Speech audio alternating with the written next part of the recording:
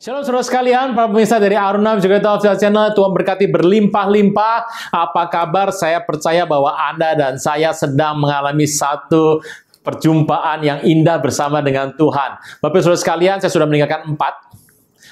Anda siapkan saja alat tulisnya. Anda bisa dengarkan ini dan berulang kali Anda bisa mendengarkan. Saya sudah meninggalkan 4 pelajaran yang bagus untuk Anda mengerti terkait dengan perintah Tuhan bagi kita. Saudara saya Tuhan, anugerah Tuhan limpah dalam hidup Anda dan saya. Biarlah Tuhan yang berkuasa memberikan pada Anda anugerah, kelimpahan, sehingga engkau bisa berhasil dalam perbuatanmu karena Tuhan menyertai engkau. Anugerah yang besar kita akan terima. Bapak Ibu saudara sekalian, terima kasih buat Anda yang sudah memberikan daya, dana, doa bagi kami. Kami akan terus melakukan ini untuk kepentingan kerajaan sorga, dan biarlah tangan Tuhan yang perkasa membuat Anda diberkati, membuat engkau akan mengalami perjumpaan dengan Tuhan, dan satu hal, biarlah Tuhan akan melakukannya bagi Anda dan saya. Terpujilah nama Tuhan, Bapak Ibu. Anda boleh mendengarkan ini, dan biarlah tangan Tuhan menyertai kita semua. Amin. Shalom para pemirsa dari Aruna Wijayagita Official Channel dalam acara Wisdom yang Tuhan berkati berlimpah-limpah. Apa kabar? Saya berdoa Anda sehat-sehat selalu. Bapak Ibu, saya teringat dengan perjanjian antara Tuhan dan Abraham. Di masa waktu itu, orang sedang menyembah berhala. Orang sudah jauh daripada Tuhan, tidak mengenal Tuhan lagi. Dan orang menyembah berhala, dan Tuhan mendapati Abram. Nama awal dari Abraham ya. Dia mendapati dan membuat perjanjian. Tuhan membuat perjanjian dengan Abraham. Dan apa yang terjadi? Kejadian 12, saya akan membacakan bagi Anda sekalian. Berfirmanlah Tuhan kepada Abram, pergilah dari negerimu, dari sanak saudaramu, dari negeri dan dari rumah bapamu. Ke negeri akan kutunjukkan kepadamu. Ayat kedua ini bagus. Aku akan membuat engkau jadi bangsa yang besar. Pertama. Yang kedua, memberkati engkau. Yang ketiga, serta membuat namamu masyhur. Yang keempat, engkau akan menjadi berkat. Yang kelima, aku mengerti orang yang memberkati engkau. Yang keenam, akan mengutuk orang yang mengutuk engkau. Dan ketujuh terakhir, olehmu semua kaum di muka bumi akan mendapat berkat. Bapak Ibu, itulah perjanjian abadi antara Tuhan dan Abraham dan keturunannya sampai hari ini. Saudara saya Tuhan, ini adalah satu hal yang menarik. Kalau saya melihat perjanjian ini, saya teringat dengan sebuah kasus di Rusia. Atau Anda menyebut sebagai Uni Soviet pada saat itu. Uni Soviet atau Rusia menggenapi sebuah cerita dari perjanjian ini secara sejarah. Bapak Ibu, kalau Anda mengerti, Uni Soviet itu dipimpin oleh seorang Tsar. Tsar itu adalah raja bagi orang Rusia ya. Tsar bersama pendukungnya hari itu melakukan tindakan yang buruk kepada orang Yahudi. Mereka mengusir orang Yahudi, mereka membunuh orang Yahudi, mempersulit hidup orang Yahudi dan menyengsarakan orang Yahudi. Ya, hari itu di Eropa pun sama. Nah, di Rusia mereka melakukan itu. Nah, saudara saya Tuhan, tetapi Tuhan punya perjanjian dengan Abraham atau Abraham Covenant.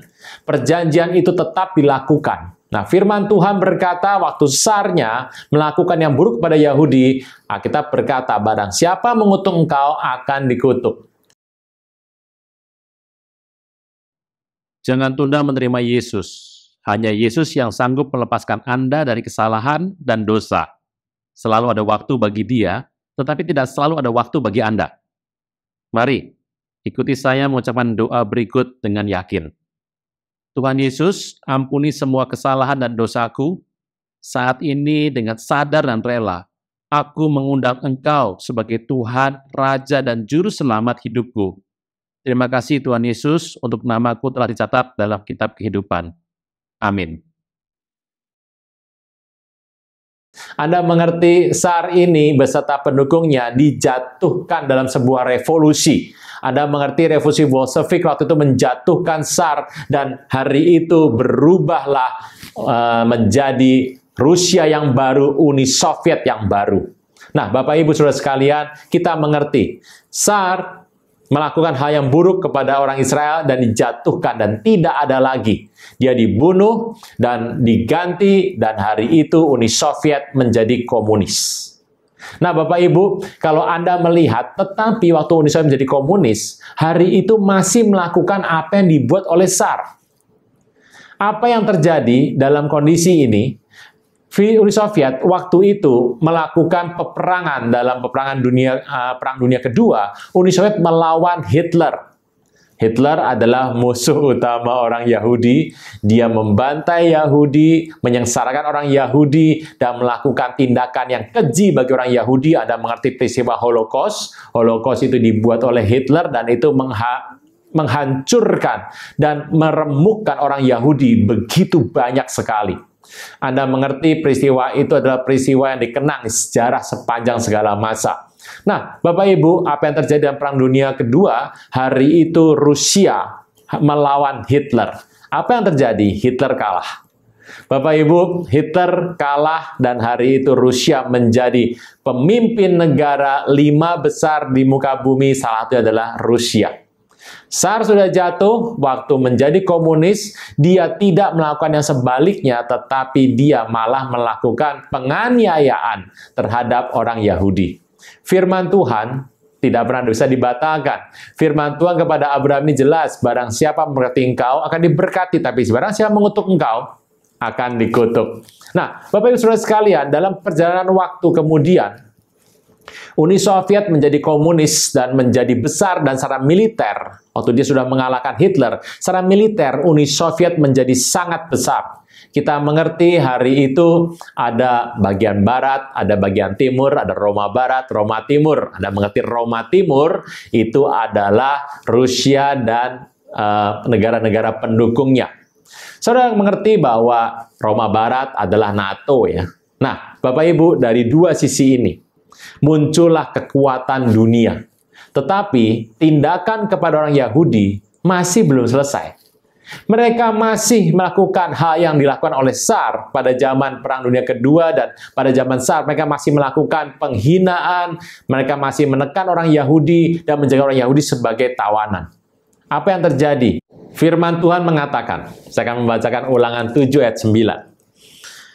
Sebab itu harus diketahui bahwa aku Tuhan Allahmu, dialah Allah, Allah yang setia, yang megang perjanjian dan kasih setianya terhadap orang-orang kasih kepadanya dan berpegang pada perintahnya sampai kepada beribu-ribu keturunan. Perjanjian Tuhan itu tidak pernah dibatalkan. Kemudian Anda mengerti pada tahun sekitar 80, peristiwa yang besar terjadi. Dia masih menekan Yahudi. Uni Soviet masih melakukan tindakan yang keji kepada orang Yahudi, ditunggu sampai tahun 80-an, 80 lebih kira-kira, apa yang terjadi? Hari itu firman digenapi. Terjadi hal yang sebaliknya. Uni Soviet sebagai sebuah negara runtuh. Dengan komunis runtuh dan tidak ada yang menyelamatkan, semuanya runtuh dan negaranya bangun menjadi negara masing-masing sendiri-sendiri. Rusia adalah negara yang terjadi setelah Uni Soviet runtuh. Firman Tuhan berkata, Tuhan memegang perjanjian, perjanjian yang kekal, turun-temurun. Dalam Yeremia 16, kita melihat sebentar Bapak Ibu, ayat 15 dikatakan, demi Tuhan yang hidup yang menuntun orang Israel keluar dari tanah utara dan dari negeri ke mana ia mencerai mereka, sebab aku akan membawa mereka pulang ke tanah yang telah kuberikan kepada nenek moyang mereka. Saudara saya Tuhan, orang Israel keluar tanah utara. Tanah utara itu mana Pak? Tanah utara itu adalah Rusia.